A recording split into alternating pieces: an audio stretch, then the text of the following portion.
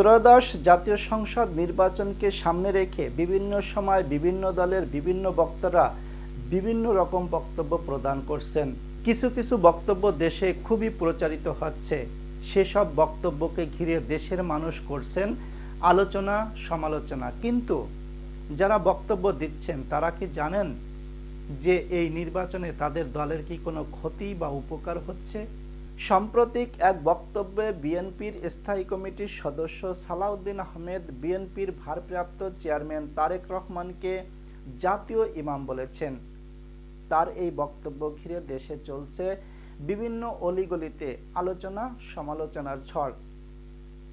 জাতীয় ইমামের যে বৈশিষ্ট্য থাকার প্রয়োজন, সে বৈশিষ্ট্য কি জনাব তারেক রহমানের আছে? আমাদের ইমাম, জাতীয় ইমাম জনাব তারেক রহমান দামাত বারাকাতুহু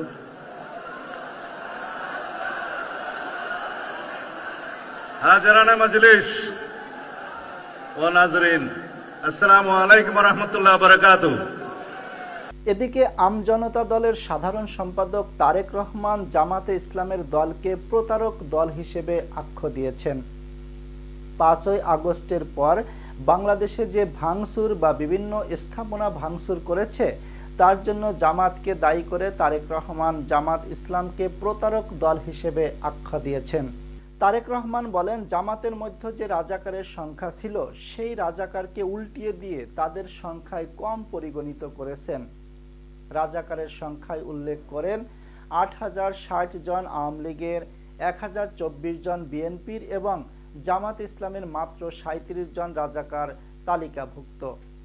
এটাকে তারেক রহমান জামাত ইসলামের একটা প্রতারণা হিসেবে চিহ্নিত করতে চেয়েছেন। দাঁড়িপাল্লায় যেরকম প্রতারণা করা যায় তেমনি জামাতও একটি প্রতারক দল। যেই দিন আমরা গণঅভ্যুত্থানের পরে বিজয় উৎসব করছিলাম তখন দেখে দেখে মুক্তিযুদ্ধের স্মৃতি বিজড়িত স্থানগুলো আঘাত করছিল জামাত শিবিরের লোকেরা। মুজিবনগরের কথা জানেন, মেহেরপুরে, সেখানে মুক্তিযুদ্ধের স্মৃতি বিজড়িত স্থানের একটা ছবি দিচ্ছি। এইভাবেই ভেঙে মাটির সঙ্গে মিশে দেয় জামাত শিবিরের লোকেরা। জামাত শিবির রাজাকারের প্রজন্মগুলো তাদের বাপেদের পরাজয় এবং আত্মসমর্পণ মানতে পারছে না। জামাতে রাজাকারের সংখ্যা মাত্র 37 জন। তারা বক্তব্য দিল 8060 জন আওয়ামী লীগের রাজাকার, 1024 জন বিএনপিতে রাজাকার। যেই বিএনপি এদেরকে জায়গা দিছে, ধানের শীষ নিয়ে নির্বাচন করার সুযোগ দিছে, আজকে আইসা বলতেছে যে বিএনপিতে রাজাকারের সংখ্যায় দ্বিতীয়, আর আওয়ামী লীগকে তো 1 নম্বরে বলছেই। 2019 সালে জামাত তখন একটা ফটোকার্ড তৈরি করে। সেই ফটোকার্ডে তারা লিখে 8060 জন আওয়ামী লীগ যারা রাজাকার, 1024 জন বিএনপি যারা রাজাকার, মাত্র 37 জন জামাতের। আচ্ছা, আপনারা বলেন তো, দাড়িপাল্লা বাদ হয়ে গেছে কেন? দাড়িপাল্লা বাতিল হয়েছে কেন? মানে দাড়িপাল্লা বাংলাদেশের মানুষ আর ব্যবহার করে না কেন? না, দাড়িপাল্লার মাপ সঠিক না।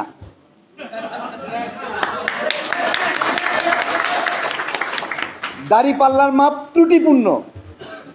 দাড়িপাল্লার মাপে 19-20 করা যায়, দাড়িপাল্লার মাপে ভেজাল দেওয়া যায়। এই জন্য বাংলাদেশের মানুষ দাড়িপাল্লা প্রত্যাখ্যান করেছে, প্রত্যাখ্যান করে ডিজিটাল মিটার ব্যবহার করছে। দাড়িপাল্লার দিন শেষ, ডিজিটাল মিটার। দাড়িপাল্লাকে নিয়ে তারেক রহমান আরো বলেন, দাড়িপাল্লাকে মানুষ কেন বাদ দিয়েছেন। তিনি বলেন, দাড়িপাল্লার মাপ সঠিক নয়, দাড়িপাল্লার মাপ ত্রুটিপূর্ণ, দাড়িপাল্লার মাপে 19-20 করা যায়, দাড়িপাল্লার মাপে ভেজাল দেওয়া যায়। এই কারণের জন্য এখন ডিজিটাল পাল্লাকে বেছে নিয়ে দাড়িপাল্লাকে মানুষ প্রত্যাখ্যান করেছেন বলে মন্তব্য করেন এই নেতা। এদিকে জামাত ইসলামের আমির ডক্টর শফিকুর রহমান বলেন, জামাত ইসলামের নেতৃত্বে যদি আগামী সংসদ নির্বাচনে সরকার গঠন করতে পারে তাহলে কোনো এমপি এবং কোনো মন্ত্রী সরকারি কোনো প্লট গ্রহণ করবেন না। প্রতিটি এমপি চলবেন সাধারণ মানুষের থেকেও নিম্নমানের জীবনযাপন করবেন। এমপি হলে তাদের পাগলের মতো ছুটতে হবে জনগণের দোরগোড়ায়। শফিকুর রহমানের এই বক্তব্য কতটুকু বাস্তবে পরিণত হবে সেটা বিভিন্ন মহলে চলছে আলোচনা সমালোচনার ঝড়। এই বক্তব্য দেওয়ার কারণে দেশের বিভিন্ন জন ডক্টর শফিকুর রহমানকে ধন্যবাদ জ্ঞাপন করছেন, আবার যারা জামাতের বিপক্ষে তারা এটাকে সাদরে গ্রহণ করতে পারছেন না। আমরা ঘোষণা করেছি জনগণের তহবিল থেকে আগামীতে যদি আল্লাহ তাআলার মেহেরবানিতে এবং জনগণের ভালোবাসায় সমর্থনে ভোটে ম্যান্ডেটে এই শক্তি যদি দেশ সেবার সুযোগ পায় তাহলে জামাতে ইসলামীর থেকে নির্বাচিত সংসদ সদস্য এবং মনোনীত সম্মানিত মন্ত্রীগণ আগামীতে সরকারি কোনো প্লট গ্রহণ করবেন না। ট্যাক্সবিহীন কোনো গাড়ি কিনবেন না। গাড়ি কেনার টাকা যদি পর্যাপ্ত না থাকে রিক্সা চড়বেন। এখন যেভাবে চলেন তখনও সেভাবে চলবেন। এখন যেভাবে জীবনযাপন করেন তখনও করবেন, বরঞ্চ তখন তাদের জীবনযাত্রার মান আরো নিচে নেমে আসবে। কারণ তখন তাদেরকে জনগণের মুখের দিকে তাকাতে হবে। জনগণের মুখে খাবার তুলে না দিয়ে নিজে পেট ভরে তারা খেতে পারবেন না। বঞ্চিত শিশুদের হাতে কলম এবং কাগজ তুলে না দিয়ে তারা বিশ্রাম নিতে পারবেন না। তাদেরকে দিন রাত পাগল হয়ে ছুটতে হবে জনগণের জন্যে।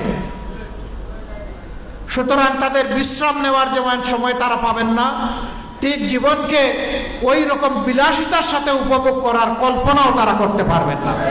মানুষ আমাদেরকে জিজ্ঞেস করে আপনাদের বাংলাদেশটা কেমন হবে। আমি বলি ইনশাআল্লাহ আল্লাহ যদি সুযোগ দেন তাহলে 2.5 মাসের ঢাকা বিশ্ববিদ্যালয় যেমন হয়েছে বাংলাদেশও তেমন হবে ইনশাআল্লাহ।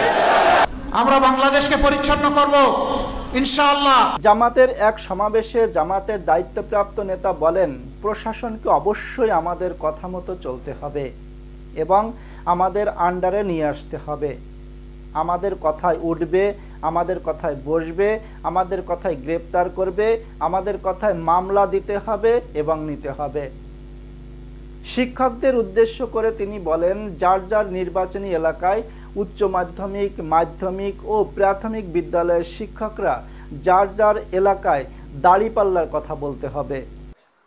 আমাদের আমিরি জামাত যদি থাকতো আমি বলতাম নির্বাচন শুধু জনগণ দিয়ে নয়, প্রশাসনকে অবশ্যই আমাদের, আমি ন্যাশনালি বলবো না, যার যার নির্বাচনী এলাকায় প্রশাসনের যারা আছে তাদের সবাইকে আমাদের আন্ডারে নিয়ে আসতে হবে। আমাদের কথায় উঠবে, আমাদের কথায় বসবে, আমাদের কথায় গ্রেফতার করবে, আমাদের কথায় মামলা হারাবে। বিভিন্ন সময় বিভিন্ন নেতাদের এই বক্তব্য ঘিরে দেশের মানুষ কি ভাবছে? এই বক্তব্যগুলো কি দেশের মানুষের সচেতনতা নিয়ে আসবে? দেশের মানুষ মেনে নিয়ে ভোট কেন্দ্রে ভোট দিতে যাবে? দেশের প্রতিটি মানুষ চায় শান্তি, দ্রব্যমূল্যর দাম কম, অর্থনৈতিক উন্নয়ন। আগামী নির্বাচনে যারাই সরকার গঠন করবে সেই দলকে নিয়ে কি ভালো কোনো কিছু আশা করা যায়?